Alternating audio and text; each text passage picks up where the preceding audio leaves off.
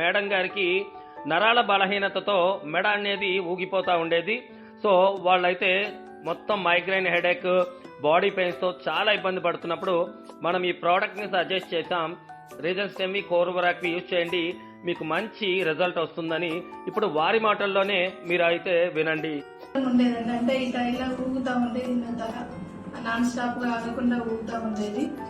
అలా బాధపడుతున్నప్పుడు చాలా రోజులు బాధపడ్డాను, చాలా హాస్పిటల్స్ కూడా తిరిగాను.